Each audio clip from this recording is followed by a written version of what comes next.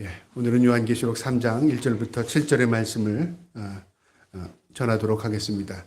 오늘 이 3장 7절에 나오는 교회는 소아시아의 6번째 교회인 빌라델피아 교회입니다. 빌라델피아라는 말이 참 좋은 말인데요. 이 빌라델피아라는 말이 어떤 뜻을 가지고 있냐면 형제 사랑 그런 뜻을 가지고 있습니다. 이 6번째 교회인 이 빌라델피아 교회는요, 7개의 교회 가운데 칭찬만 받은 교회입니다. 서머나 교회처럼요. 서머나 교회와 함께 이 빌라델피아 교회는 칭찬만 받은 교회인데, 특별히 이 빌라델피아 교회는 오늘 성경에도 나오지만 작은 능력에 대해서, 그러니까 굉장히 소규모 작은 교회였습니다. 성도의 숫자도 작았을 것 같고요. 그들에게 있어서 살기도 어려웠던 것 같고, 그들도 이 빌라델피아에서 믿음을 지키며 살기가 쉽지 않았을 것 같습니다. 그리고 이 빌라델피아가 어떤 지역이냐면요, 고산지대였는데, 고지대였는데, 이 위치가 어디냐면 4대 교회에서 아래쪽으로, 남동쪽으로 한 40km 지점입니다. 그러니까 이 지금 시계 방향으로 에베소, 서머나, 버가모, 르아디아, 사테, 빌라델피아, 라우디아 교회 이렇게 빙 돌아가지 않습니까? 그 가운데서 이제 오른쪽 동쪽에 있는 교회인데요. 이 교회는 지역적으로 굉장히 번성한 교회였습니다. 어느 지역보다도 굉장히 부를 누리고 살던 도시였고요. 그 다음에 대부분의 사람들이 먹는 것, 그러니까 사는 것으로 그렇게 불편함이 없을 정도로 풍요한 지역이었습니다. 보통 빈부의 차이가 있잖아요. 근데 이 빌라델피아 교회는 대부분 일반적으로 모든 사람들이 다 부유하게 살던 그런 지역이었습니다. 왜냐하면 이곳에는요, 큰 농장도 있었지만 포도가 굉장히 잘 자라던 곳이었습니다. 그래서 포도 농사가 이 지역 소아시아 전체에서 가장 번성했던 지역이었고요. 포도를 재배한다는 것은 포도주를 만들기 위해 쓰지 않습니까? 그러니까 포도주도 생산이 굉장히 좋았어요. 그래서 이 지역에서 무슨 신을 섬겼냐면 로마 신, 그리스 신화에 가운데 디오시노스, 그 술의 신인데요. 디오니소스를 섬겼습니다. 그러니까 술 농사 짓고 포도 농사 짓다 보니까 그들이 섬기는 신도 디오니소스를 섬겼어요. 술의 신을 섬겼습니다. 그런가 하면 이 지역에서는요, 또 다른 지역에서 가지고는 모피를 가공해서 좋은 제품으로 만들어서 수출도 했고요. 또 여러 가지 피혁 제품도 만들고 모직물도 만들고, 그래서 굉장히 상업적으로 번성했던 지역입니다. 그러니까 보통 사람들이 그냥 어느 정도 성실하게 살면 다 먹고 사는데 문제가 없었습니다. 그런데 이 빌라델피아 교회에 있는 성도들은 그 지역의 평균 수준보다 좀 못 살았던 것 같아요. 왜 그랬을까? 지역은 좋은 지역이었는데. 여러분, 서머나 교회도 마찬가지로 서머나 교회도 좋은 지역이었지만 그들이 믿음을 지키기 위해서 가난을 선택했습니다. 가난을 선택했다는 말보다는 가난하게 살 수밖에 없었습니다. 믿음을 지키기 위해서요. 그들과 함께 하다 보면 음란한 또 거기에 빠지기도 하고, 또 세상 사람들과 같이 장사를 하다 보면 또 그들의 속임수에 같이 속이게 되고, 그러니까 그들이 그냥 결단한 거죠. 난 믿음으로 살기 위해서 불을 축적하는 것, 불을 따르는 걸 거절했다. 이 서머나 교회잖아요. 마찬가지로 이 빌라델피아 교회도 그랬던 것 같습니다. 그래서 풍요로운 지역이었지만 이 빌라델피아 교회는 굉장히 어려웠던 교회 같습니다. 그런가 하면요, 이 빌라델피아 교회는 다른 지역보다 성도의 숫자가 작았습니다. 그러니까 교인 숫자가 작았죠. 핍박도 컸지만요. 그러니까 믿음 지키기가 더 어렵겠잖아요. 그럼에도 불구하고 아주 순수한 믿음으로 이 교회가 세워졌습니다. 그래서 이 빌라델피아 지역은 지금은 이 터키 지역, 튀르키 지역이 소아시아가 다 이슬람 문화권입니다. 거의 97%가 이슬람 문화권이니까 교회가 벌써 1500년대, 1400년대에 벌써 교회들이 다 쑥대밭이 됐죠. 그럼에도 불구하고 이 필라델피아 지역은 1932년까지 교회가 있었답니다. 그러니까 이 1900년대 초기까지도 교회가 있었던 거죠. 그만큼 오랜 세월 동안 믿음을 지켰던 성도들이 있어요. 지금 이 튀르키 지역 가보면요, 우리가 생각할 정도로 교회가 있을까 생각할지 모르지만 의외로 교회가 있습니다. 제가 지난번에 말씀드렸듯이 이 이스탄불에 가보면요, 이스탈람 그랜드 바자르 시장 앞에 교회가 있었다 그랬어요. 제가 그 교회를 들어가 봤더니 그 성도들은 보지 못하고 사무실에 있는 직원만 보고 저희도 기도하고 나왔는데 교회가 있습니다. 미국인들이 지어준 교회가요. 근데 이 빌라델피아는 1932년까지 교회가 있었다는 거 보니까 아마 그 지역 사람들이 이슬람화되지 않고 교회를 건설하고 지금까지 믿음을 지켰던 것 같아요. 그러면 교회가 커서 그런가? 그렇지 않습니다. 오늘 이 말씀을 보면요. 우리도 이렇게 살아야 되겠구나. 결단할 수 있는 그런 말씀입니다. 오늘도 이 말씀을 통해서 하나님께서 저와 여러분에게 믿음의 감동을 줄 수 있기를 주님의 이름으로 축복합니다. 그러면 한번 7절부터 보겠는데요. 빌라델피아 교회의 사자에게 편지하라. 하나님께서 사도 요한에게 반모섬에서 유배되는 그 상황 가운데서 환상을 통해서 그 빌라델피아 교회에 편지를 써서 보내라는 겁니다. 거룩하고 진실하사 다윗의 열쇠를 가지신 이 예수 그리스도를 말하는데요.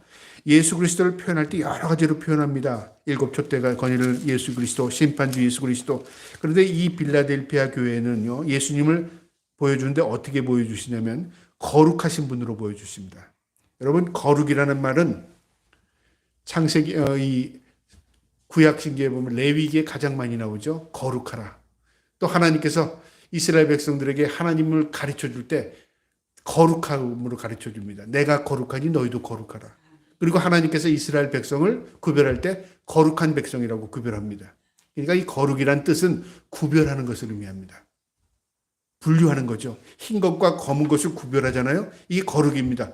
구별이 잘 되지 않으면 거룩하지 못한 겁니다. 우리의 신앙이 구별된 것입니다. 세상에 있지만 세상의 성도로서 구별해낸 겁니다. 이게 거룩입니다. 하나님은 거룩하신 분입니다.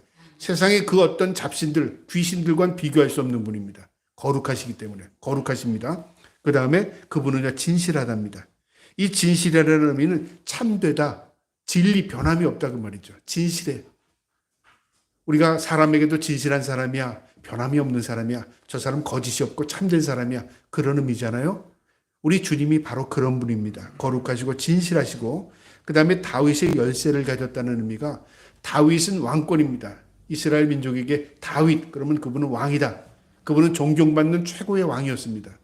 그래서 이스라엘 민족에게 지금까지도 앞으로도 영원할 것이지만 이스라엘 민족에게서 가장 위대한 지도자 두 사람을 대라고 그러면 다윗과 모세입니다.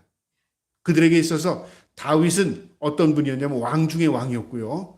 그 다음에 모세는 지도자 중에 지도자였습니다.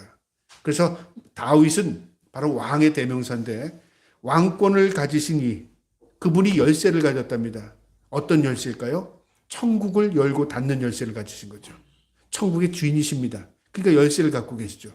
그러니까 예수님은 거룩하시고 진실하실 뿐만 아니라 왕권을 가진, 절대권을 가지신 천국의 주인이시다 그 말입니다.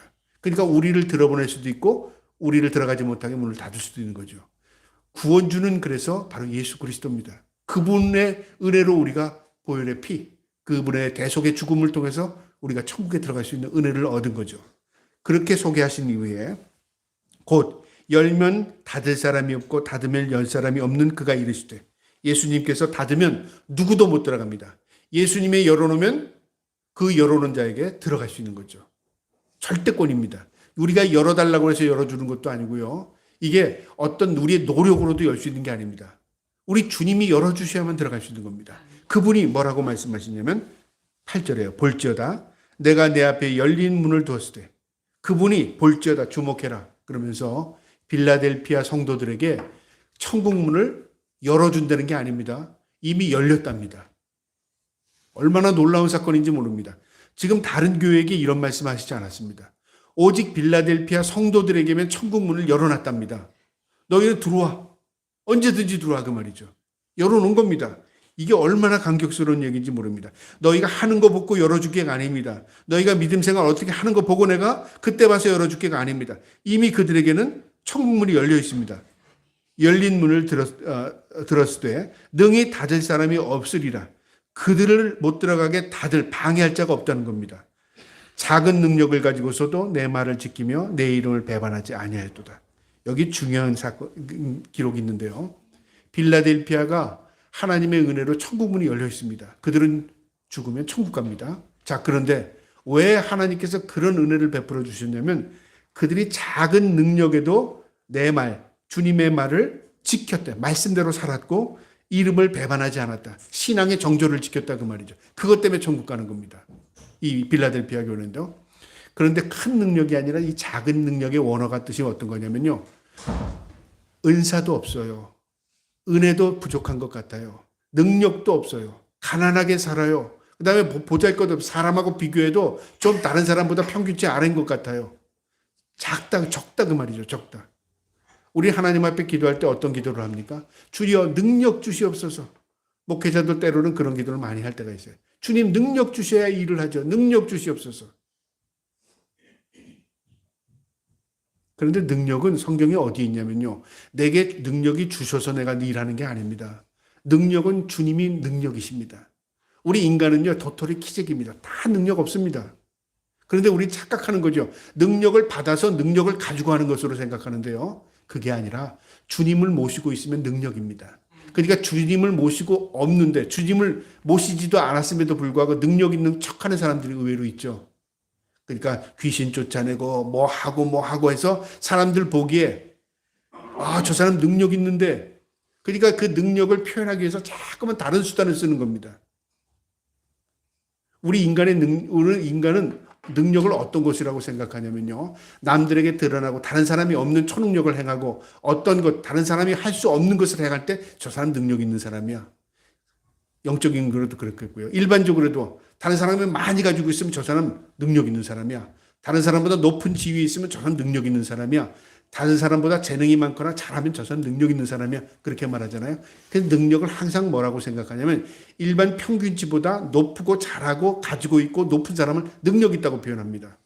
근데 성령은 그렇지 않았습니다. 성경은 어떤 게 능력인가 오늘 보여주는데요. 작은 능력, 보잘것없어요. 능력이라고 할 것도 없습니다. 그런데 이 작은 능력을 가지고 하나님의 말씀대로 살고 그들이 배반하지 않았답니다. 마태복음 25장에 보면요. 25장 14절부터 30절에 달란트의 비유가 나옵니다. 주인이 먼 곳에 가면서 종들을 불러서 5달란트, 어떤 종에게 2달란트, 어떤 종에게 1달란트 줬어요. 그리고 다녀오셔서 주인이 갔다 와서 종들을 불러서 내가 너에게 맡긴 달란트 계수하자 그랬어요. 그러면서 5달란트 준 자에게 했더니 5달란트를 남겼어요. 그때 하시는 말씀이 착하고 충성된 종아 그렇게 말씀하시면서 내가 작은 것에 충성했다고 말합니다. 작은 것. 주님이 주실 때는 많은 것을 줬고 비교할 때 우리는 저 사람이 나보다 더 많고 이 사람이 나보다 적고 항상 어떤 것을 비교하면서 많고 적고를 하잖아요. 주님은 5달란트나 2달란트나 1달란트나 주님 보시기에는 다 작은 것을 맡긴 겁니다. 그런데 왜 차별적으로 맡긴 것 같은가? 그 사람의 능력껏 맡긴 겁니다. 능력껏. 그런데 칭찬은 똑같아요. 작은 것에 충성했으니 그렇게 말합니다. 여러분 우리가 이 땅에서 도토리 키재기로 나보다 능력 있고 나보다 높은 지위에 있고 나보다 많은 걸 가지고 있으니까 능력 있는 것 같죠. 하나님 보시기에는 별 볼 일 없습니다. 별거 아니에요. 많이 가지고 있으나 높은 자리에 있거나 그게 중요한 게 아닙니다. 그가 어떻게 하나님 말씀대로 살았는가? 그가 어떻게 그의 성도로서 배반하지 않고 하나님의 믿음을 지키며 살았는가? 그걸 보시는 거예요. 이 빌라델피아 교회는 바로 하나님이 기뻐하는 믿음을 지킨 겁니다. 하나님이 기뻐하는 말씀대로 산 거예요. 능력은 부족해 보이고 가진 건 없어 보이고 높은 지위도 아니고 하층 이 평민이었고 그 시대의 사람들로 보면은 보잘것없는 사람 같아 보였지만 하나님 보시기에는 그들처럼 칭찬받는 사람이 없었다는 말이죠. 여러분 우리가 신앙의 눈이라는 게 뭘까요? 믿음의 눈. 신앙의 눈, 믿음의 눈. 이건 영적인 눈이라고 말할 수 있죠. 그것은 안목인데 볼 수 있는 건데요. 뭘 보게 되냐면 우리 육신의 눈으로 보게 되면요. 항상 뭐가 보이냐면 비교를 합니다. 비교. 세상 것을 기준으로 판단한다 그 말이죠. 저게 부흥했어. 저게 하나님께서 축복을 받았어. 저 사람 부자야. 하나님께서 물질의 축복을 주셨어. 저 사람 높은 지위에 있어. 하나님 저 사람 높이 쓰셨어. 항상 그러잖아요. 목사가 예를 들어 그런 비유를 갖게 되면 몇만 명 모이는 교회 목사다. 저 사람은 훌륭한 목사야. 그 다음에 시골 농촌에서 노인들 비교하기는 좀 그렇지만요. 몇 분 안 되는 교회에서 그냥 어렵게 어렵게 목회하는 목사, 아유, 저분 목사를 목회 힘들게 한다. 능력이 없나 보다. 이렇게 생각하잖아요. 하나님 보시기에 어떻게 보셨을까요? 거꾸로 보일 때가 있습니다. 다음 주에도 제가 그 말씀을 조금 드리겠는데요. 영적인 눈으로 보는 것은요, 완전히 뒤집혀 보입니다. 뒤집혀 보여요. 우리 육의 눈으로 가지고 세상을 보게 되면요, 세상 기준으로 모든 걸 판단해요. 성경을 볼 때요, 이 육적인 안목으로 세상을 바라보잖아요.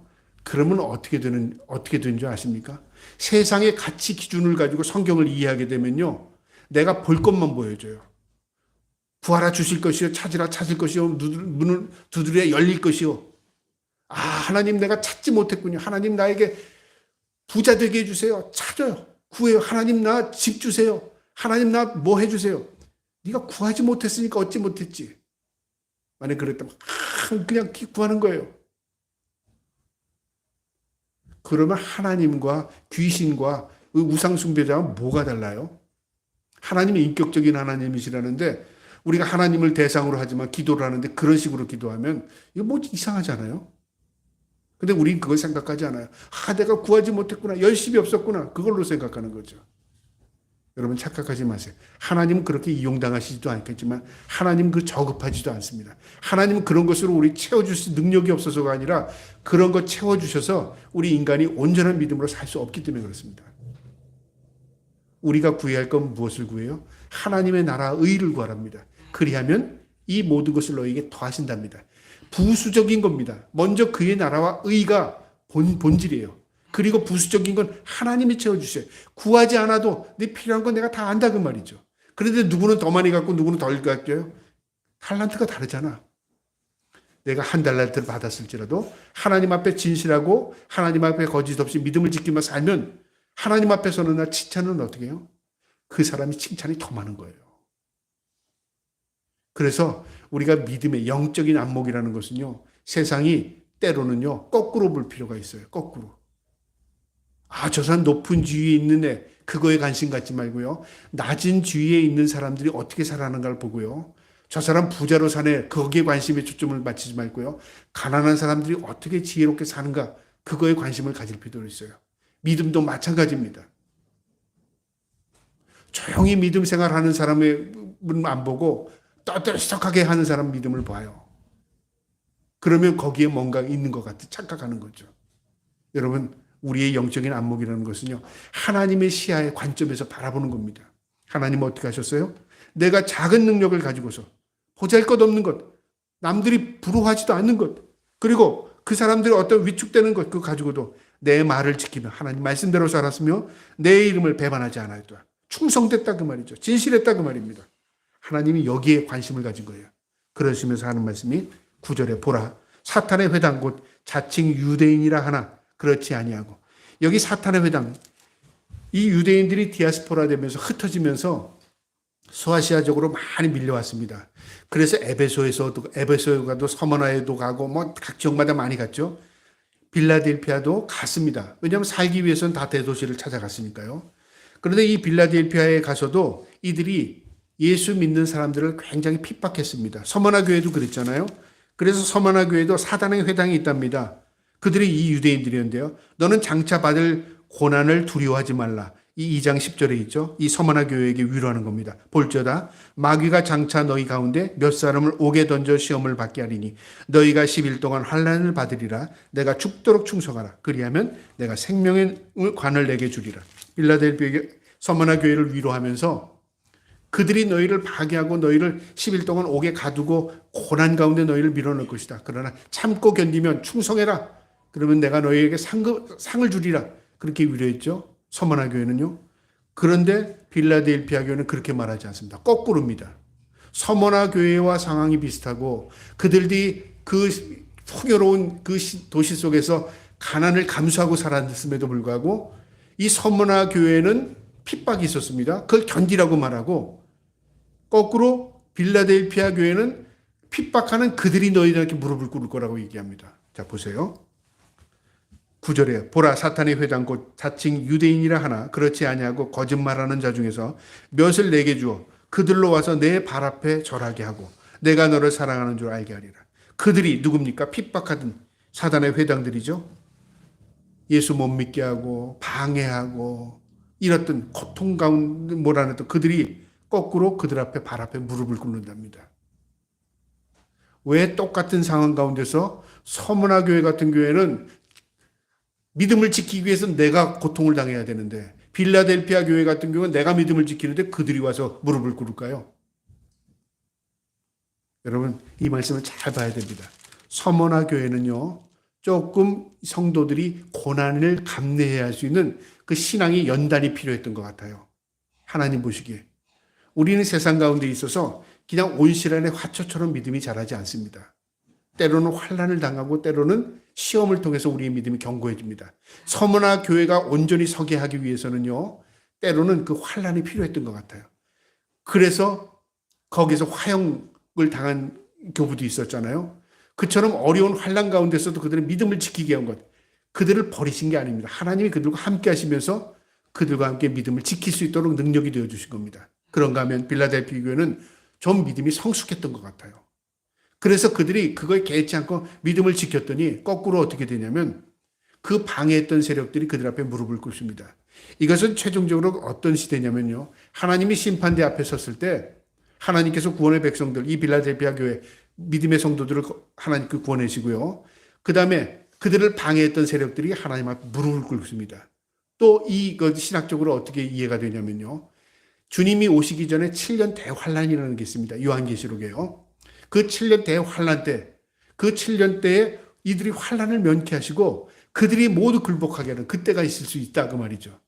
그러나 저는 그것도 맞고 또 주님의 심판대 앞에서 일어나는 일도 맞겠지만 저는 개인적으로 생각할 때 이들이 성숙한 믿음으로 샀더니 어떻게 되냐면 그들을 방해했던 세력이 그들 앞에 무릎을 꿇고 당신들이 믿는 하나님이 진짜 하나님이요. 당신들의 믿음을 보니까 내가 진짜 믿음 같아요. 아마 굴복할 때가 있지 않을까. 그렇게도 생각이 든다 그 말이죠. 여러분 우리가 믿음이 성숙해서 다른 사람을 비방하거나 대립하거나 그러지 않아도요. 내가 믿음으로 성숙한 삶을 살면요. 안 믿는 사람들 다 보고 압니다. 당신이나 나나 뭐가 달라? 저 사람 교회 가나 당신 교회 가는 거가 뭐 달라? 그렇게 생각할지 모르지만 아니네. 저 사람은 교회 가서 신앙생활하는 게 좀 우리하고 좀 다른 것 같네 하고 안 믿는 사람 느끼기 시작하면 내가 판단했던 거와 교회도 똑같은 교회가 아니구나. 신앙생활도 다 똑같은 게 아니구나를 판단하게 되면요. 관심 있게 보게 됩니다. 그리고 어떻게 될까요? 나도 진짜 믿음의 삶을 살아야 되겠구나. 그리고 와서 당신이 믿는 하나님 나도 믿고 싶습니다. 그게 진짜 전도죠. 여러분 그게 진짜 예수 그리스도를 증거하는 겁니다. 우리가 그런 교회 되기를 원합니다. 우리가 개개인으로 그런 사람 되기를 원합니다. 이 빌라델피아 교회는 그런 교회였습니다. 내가 너를 사랑하는 줄 알게 하리라. 우리 주님이 주님의 사랑을 받는 성도라는 걸 알게 하겠다는 거죠. 누구로부터요? 핍박하는 자들로부터. 그게 알게 하겠답니다. 최종적으로 우리가 주님 앞에 서는 날 반드시 드러날 겁니다. 그러나 우리가 이 땅에 사는 동안에도요. 그것 깨닫게 할 것입니다. 여러분 우리 주위에 많은 사람들이 예수 믿는 사람들 가운데는요. 그거 경험한 사람들이 있어요. 왜 예수 믿었어요? 옛날에 내가 어떤 사람 봤는데 진짜 그 사람 진짜 예수 믿는 사람 같아서 나도 그 사람 되고 복 받고 싶어서 나도 그 사람처럼 되고 싶어서 나도 그 사람처럼 삶을 살고 싶어서 예수 믿는다고 하는 사람도 있습니다. 그 사람이 진짜 전도한 거죠. 우리는 이 빌라델피아 교회를 관심 있게 봐야 됩니다. 적은 능력으로도 하나님의 기쁨이 됐고 적은 능력으로도 변화를 일으켰고 적은 능력으로도요 세상의 등불과 빛과 소금의 직분을 감당한 겁니다. 그래서 하나님께서 더 이상 너는 시험할 게 없어. 다른 교회들은 다 시험했죠. 너 이거 회개해라 이거 회개해라 이거 고쳐라. 하나님께서 그들을 책망하셨는데 이들은 책망이 아니라 너희는 시험을 면하게 해준답니다. 10절에 보세요. 내가 나의 인내의 말씀을 지켰은즉 내가 또한 너를 지켜 시험을 때를 면하게 하리니 이는 장차 올 세상에 임하여 땅에 거하는 자들을 시험할 때라. 내가 인내의 말씀, 하나님의 말씀 가운데 인내함으로 그 말씀을 지켰다는 거죠. 여러분 세상에 모두가 시험 당하지 않는 사람 없습니다. 세상의 삶 자체가 인내하는 삶입니다. 나는 세상을 편하게만 살았더라. 난 세상에 행복했기만 했더라. 이런 사람 없습니다. 누구나 예외 없이 다 고통을 짊어지고 살고요. 누구나 다 예외 없이 참으로 어려운 삶을 살아가는 겁니다. 그러나 그 중간중간에 위로가 있고 그 중간중간에 하나님이 주시는 위로가 또 있습니다.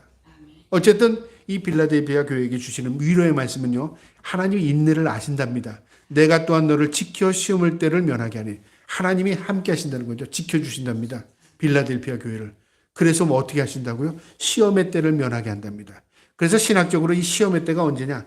아까 말씀드렸듯이 7년 대환란을 면하게 해준다. 신학적으로는 그렇게밖에 이해가 되지 않죠. 왜냐하면 시험의 때가 언제인지 사람마다 다 다를 수 있으니까요.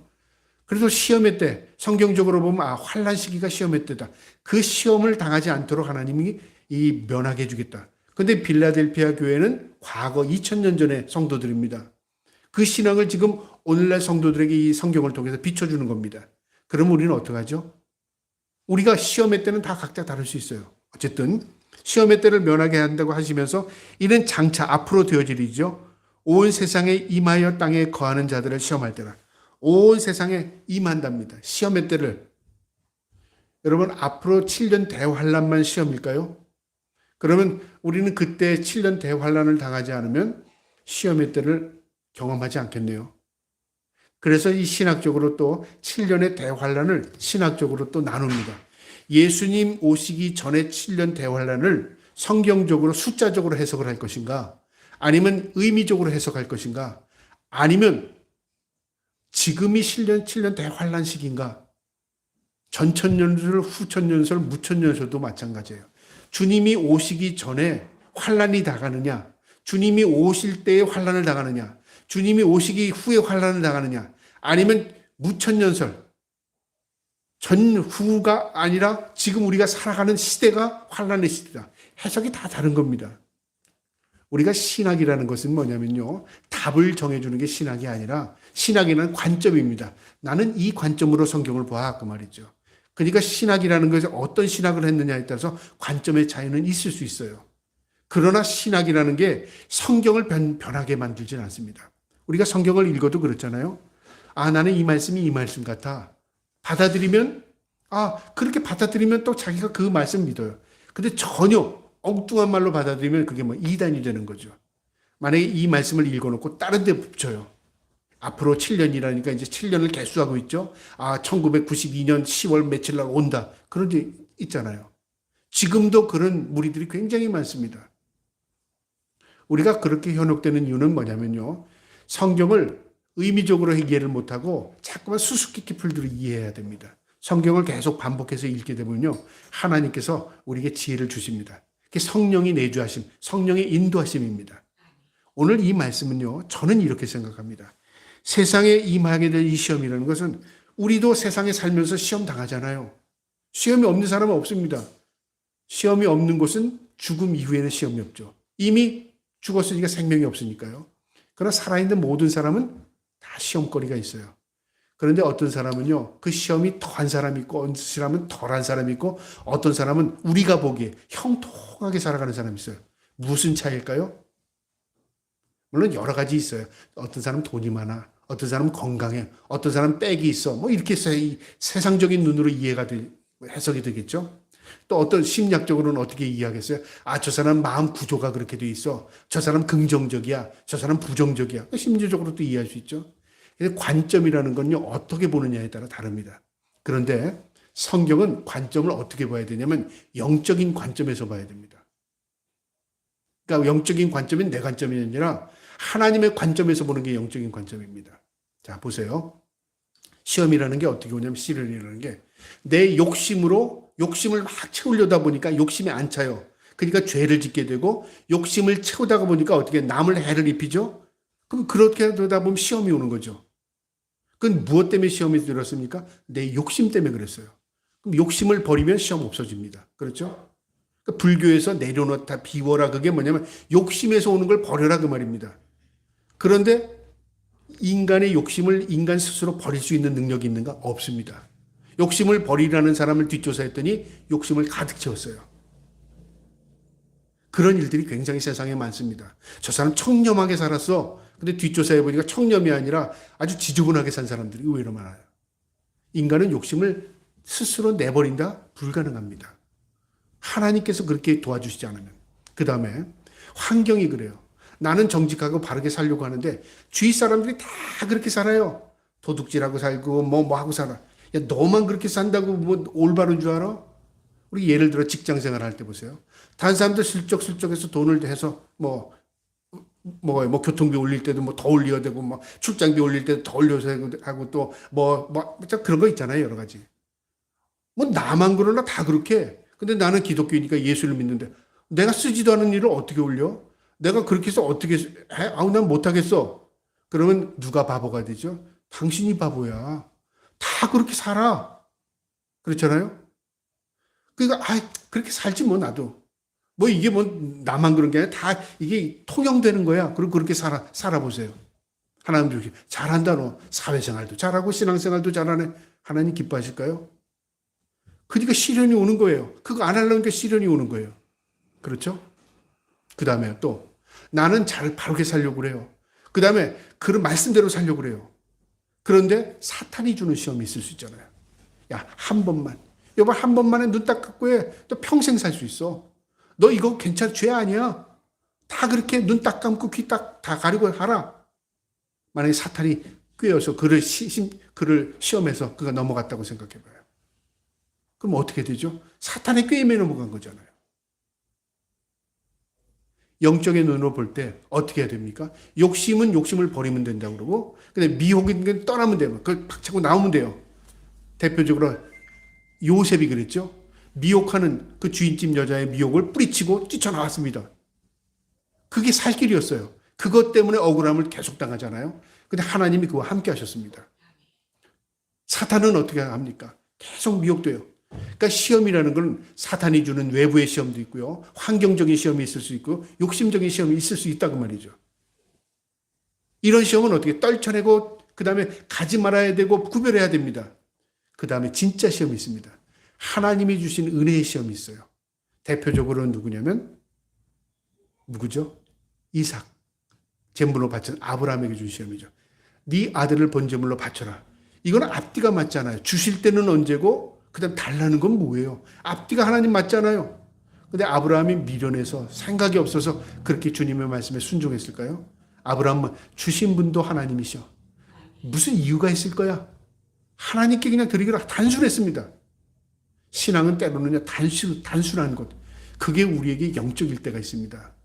이건 가지 말아야 돼. 이건 먹지 말아야 돼. 이건 하지 말아야 돼. 이건 아니야.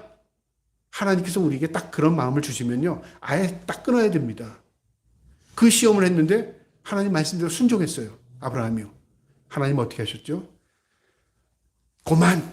시험 끝. 너 이제부터 너의 후손을 땅에 모래알같이 번성할 거고 그리고 너로 믿음의 조상을 삼을 수 있고 네 후손으로부터 하나님께서 큰 축복을 내리시겠다. 하나님 그 축복의 근원을 만들어 주셨어요. 여러분 이런 테스트가 다 있습니다. 이 빌라델피아 교회가 어떤 시험을 받았죠? 적은 능력, 보잘것없는 능력 가지고도 말씀을 붙들고 말씀대로 살았어요. 주님을 배반하지 않았답니다. 시험 합격이죠. 더 이상 또 다른 거 시험할 게 없어. 다른 데는 시험거리를 더 줘도 그들이 시험이 있지만 너는 그 믿음의 시험을 이긴 거야.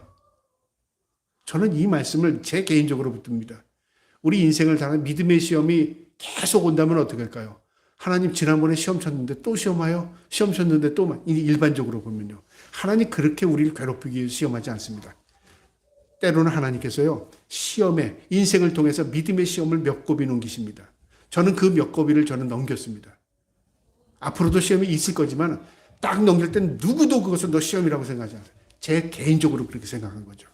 근데 그 이후에는요. 어떤 그 시험 때문에 굉장히 어려웠지만 그 고비를 넘기고 나면 평안함이 찾아옵니다. 평화죠, 평화. 평화로다 하늘 위에서 내리신 평화. 잠잠한 평화가 와요. 내 안에 기쁨이 있어서요. 그리고 뭐냐면 진짜를 발견한 것 같아요. 이게 진짜구나. 여러분 진짜를 발견한다는 게 눈으로 발견하는 것 같죠? 아닙니다. 진짜를 발견하는 것은요.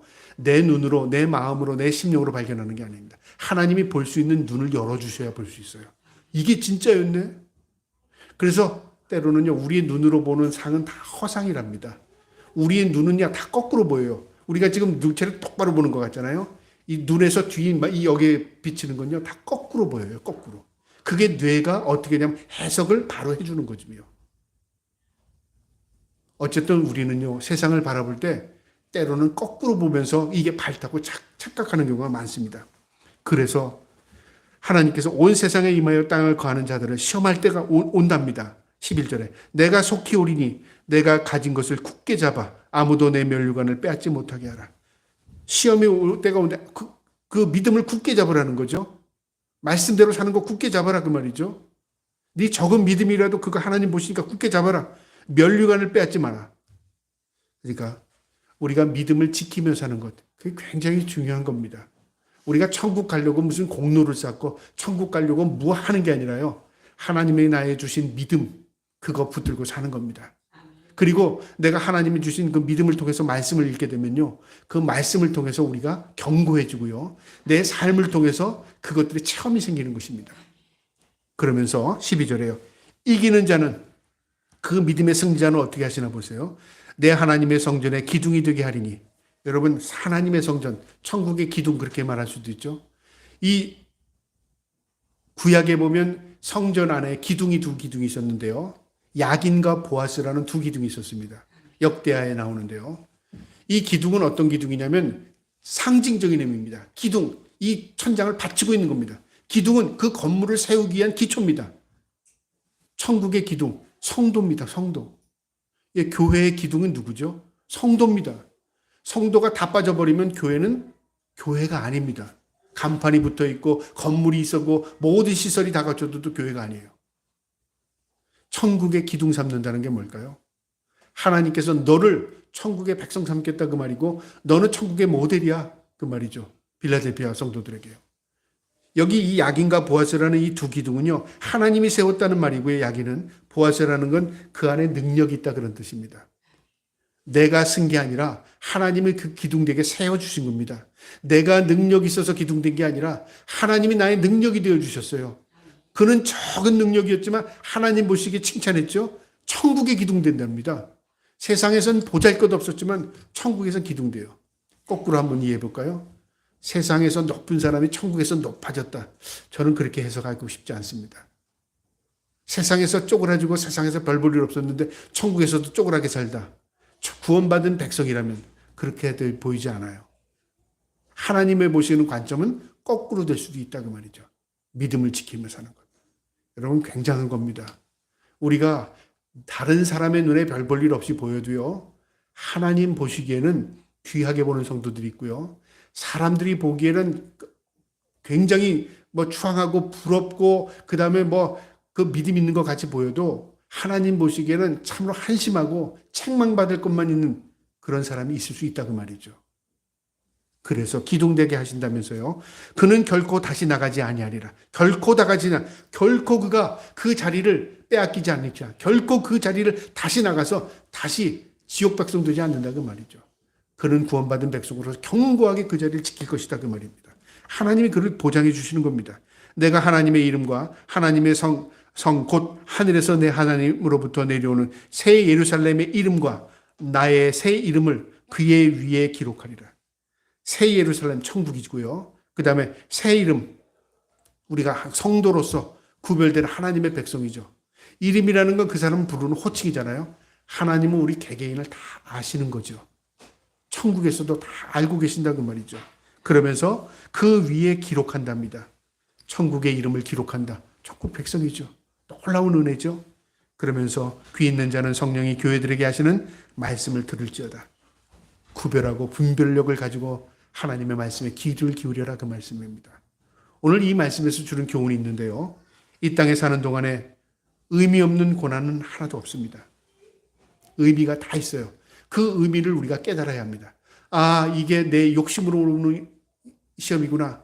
아, 이게 환경에서 오는 시험이구나. 내가 이 환경을 떨쳐버려야지. 아, 이게 사탄이 주는 시험이구나. 내가 하나님께 기도해야지. 이겨내야지. 아, 하나님이 주시는 시험이구나. 이거는 감당해야지. 시험은요, 피할 게 있고요. 시험은 넘어야 될 게 있습니다. 그걸 구별하는 겁니다. 이 빌라델피아 교회는요, 하나님이 주신 시험을 넘겼습니다. 그게 뭐였냐면 말씀을 온전히 붙들고 산 겁니다. 하나님의 영광을 가리지 않았습니다. 배반하지 않았다 그 말이죠. 그 다음에 오늘 주는 말씀의 교훈은요. 하나님의 말씀에 순종하고 사는 것이 능력입니다. 진짜 능력이에요. 여러분 능력 그러면 아까 제가 말씀드렸지 비교하고 저 사람보다 높고 많이 가지고 있고 뭔가 있어야 능력이라고 생각하잖아요. 하나님 보시는 능력은 뭐냐면 순종이 능력입니다. 말씀대로 사는 게 능력이에요. 제가 이 비유를 어떻게 들어야 될까? 막 간단하게 들면 그래요. 무인도에 사람들이 갔어요. 먹을 것을 다 가지고 똑같이 놓았어요. 자, 여기서 사세요. 자, 열흘 동안 사세요. 오늘 밥은 한 끼 딱 주면서 무인도에서 알아서 열흘 동안 견디세요. 어떤 사람은 열흘 동안 견디기 위해서 내 거 먹고 남의 거 훔칠 수 있어요. 견뎌야 되니까. 그렇죠? 어떤 사람은요, 짝을 지어요. 야, 우리끼리 이거 먹고 남의 거 우리 싸워서 이겨서 저거 빼앗자. 그렇게 할 수도 있잖아요.